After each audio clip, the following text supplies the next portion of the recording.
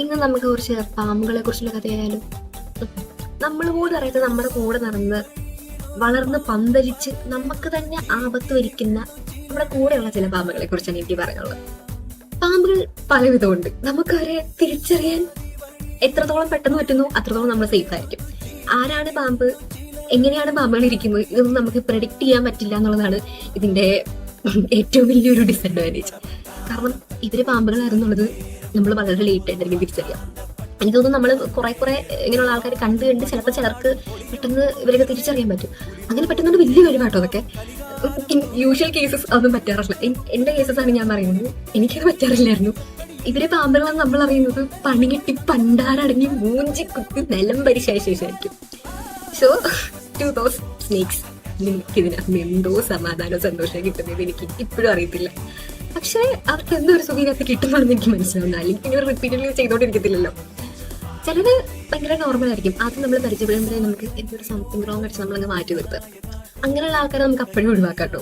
പിന്നെ ചില ആൾക്കാർ നമ്മുടെ you are the best, you are the one എന്നൊക്കെ പറഞ്ഞ് നമ്മുടെ അടുത്തൊക്കെ വരും. എന്നിട്ട് പിന്നെ നമ്മുടെ ബെസ്റ്റ് ഫ്രണ്ട് ആയിട്ട് കുറച്ച് നാളങ്ങ് നിൽക്കും. അത് ഒരു പോയിന്റ് വരുമ്പോഴുള്ളൂ പിന്നെ ഉൾട്ട ഇങ്ങനെയൊക്കെ പറയും. ആ ഒരു സമയത്ത് നമ്മൾ അവരുടെ അടുത്ത് പറഞ്ഞിട്ടുള്ള സീക്രട്സ് ആണെങ്കിലും വേറെ എന്തെങ്കിലുമൊക്കെ ആണെങ്കിലും നമ്മുടെ ഒപ്പീനിയൻസോ കാര്യങ്ങളോ നമ്മൾ ഇവൻ പറയാത്ത കാര്യങ്ങളും ഇപ്പത്തെ ക്ലാസ്സിലും ഇപ്പത്തെ ക്ലാസ്സിലും ഈവൻ ഹോസ്റ്റലിലൊക്കെ ആണെങ്കിൽ മൊത്തം ഒരു പാട്ടാക്കിയിട്ടുണ്ടാവും. അപ്പൊ നമ്മളിങ്ങനെ പിന്നീട് ഇവരെ കുറിച്ച് നിന്നെ കുറിച്ച് അവൾ അങ്ങനെ പറഞ്ഞു, എന്നെ കുറിച്ച് അവളാ,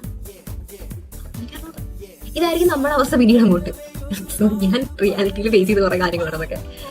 അപ്പം ഇതായിരിക്കും സ്നേക്സിന്റെ ഒരു സാധാരണ കാണുന്ന കുറച്ച് കാര്യങ്ങൾ.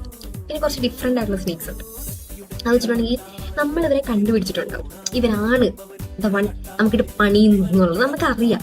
പക്ഷെ നമ്മളത് ചോദിക്കത്തില്ല, അവർക്കും അറിയാം നമുക്ക് മനസ്സിലായി എന്നുള്ള കാര്യം. അവരിങ്ങോട്ടും ചോദിക്കത്തില്ല. ഓടി നിനക്ക് സുഖമല്ല, നീ ക്ഷീണിച്ചിരിക്കുവാണെന്ന് വെച്ചാൽ ഇങ്ങോട്ട് സംസാരിക്കും. പക്ഷെ ഉള്ളിൻ്റെ ഉള്ളിൽ വേറെ പണിയൊന്നുമില്ലേ എന്നായിരിക്കും കിടന്ന് വെറുതെടുത്തോണ്ടിരിക്കുന്നത്. പക്ഷെ പുറമെ കാണിക്കാതെ നീ എന്റെ ഫ്രണ്ട് അല്ലേ, നിനക്ക് വേണ്ടി ഞാൻ ചെയ്യത്തില്ലേടി എന്ന് പറയുന്നത് നിൽക്കും. എനിക്ക് സത്യം പറഞ്ഞു ഇത്തരക്കാർ ഇപ്പോഴും മനസ്സിലാവുന്നില്ല ഇങ്ങോട്ട്. കാരണം ഇപ്പോഴും പല ആൾക്കാരും നിൽക്കുന്നിട്ട് ഇത് നീ ഇല്ലാത്തപ്പോൾ നിന്നെ കുറിച്ച് അവൾ ഇങ്ങനെ ഒരു കാര്യം പറഞ്ഞു, നീ ഇത് അറിഞ്ഞായിരുന്നോ എന്ന് ചോദിക്കുമ്പോൾ നമ്മളിങ്ങനെ കിളി പോയ പോലെ നിൽക്കും. എന്നിട്ട് ഈ ആൾക്കാരുടെ അടുത്ത് നമുക്ക് ചോദിക്കാനും തോന്നത്തില്ല. കാരണം ചോദിച്ചപ്പോൾ എന്ത് വിചാരിക്കുമെന്ന് ഓർത്ത് നമ്മൾ ചോദിക്കത്തില്ല.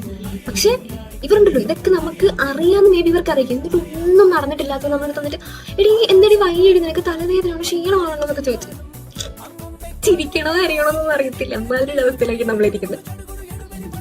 എനിക്ക് തോന്നും എല്ലാവരും ലൈഫിൽ ഇങ്ങനെയുള്ള ആൾക്കാർ ഡെഫിനറ്റ്ലി ഉണ്ടാവും.